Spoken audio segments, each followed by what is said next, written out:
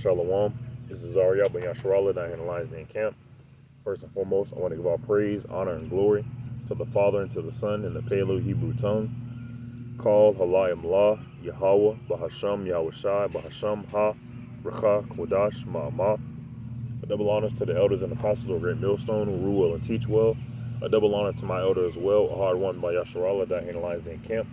And a sincere water to the Akim, the Akwathim, and the Bunyam, the brothers, the sisters, and the children who are pushing the truth and believe it with sincerity. The water and shalom to you all.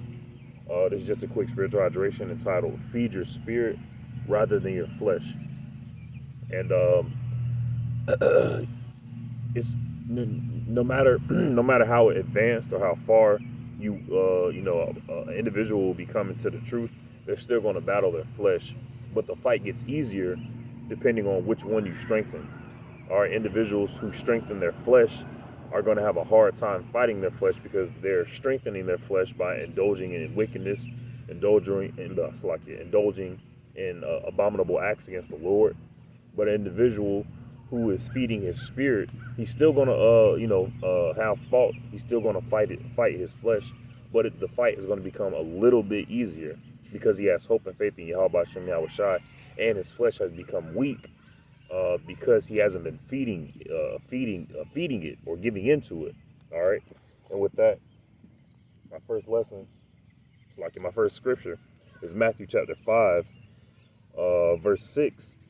It says, "Blessed are they which do hunger and thirst after righteousness, for they shall be filled." So rather than focus on the hunger and the thirst of your flesh, we should focus on the hunger and thirst for righteousness. All right, wanting a new heaven and a new earth wherein dwelleth righteousness.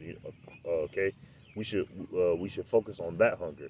All right, and it says, "Blessed are they which do hunger and thirst after righteousness, for they shall be filled." So when you hunger and thirst after righteousness, all right, after the nourishment of your spirit, you shall be filled and blessed.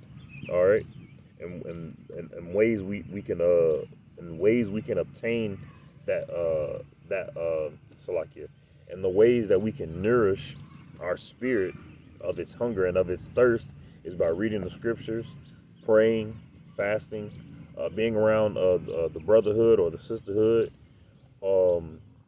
having them encourage you with the scriptures. All right, having them praying for you. A wise man attaineth unto wise counsel. So read my next scripture. All right, this is Ezekiel. Salaki for the noise. I'm at a park. There's a lot of people, but I didn't want to let that stop me from doing the lesson. But this is Ezekiel chapter 34, verse 1. It says, "And the word of the Lord came unto me, saying," and that me is Ezekiel, "Son of man, prophesy against the shepherds of Israel. Prophesy and say unto them, Thus saith Yahweh power unto the shepherds, Woe be to the shepherds of Israel that do feed themselves. Should not the shepherds feed the flocks?" And just in the same way Yahushua told, I forget which disciple it was either Peter or Paul, I forget, Salakia.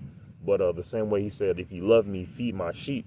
Right? In the same way, what these false prophets, T.D. Jakes, Creflo Dollar, IEYC, Joel Osteen, ISUPK, and all these other false Hebrew Israelite camps, they say that they're for the Lord, but clearly they're just feeding themselves for filthy lucre's sake.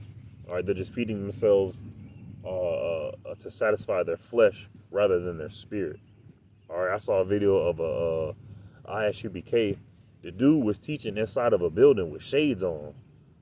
Don't make no sense. Our eyes are the window. Eyes are the window to the soul. So why would you want to block the flock from seeing you? All right. Why would you? And why would you? Well, I don't say why would you, but it's clear and evident that that these false Israelite camps and these other false prophets of the world have no light of the Lord within them. All right, they clearly don't want to feed the sheep. They just want to feed themselves, and woe to them, destruction to them. All right. Hold on. Khan. So that's the end of the lesson. Well, that's the end of the spiritual hydration. Just those two scriptures. we should be feeding our spirit rather than our flesh. So that way, the fight against the flesh can become just a little bit easier. And with that, shalom.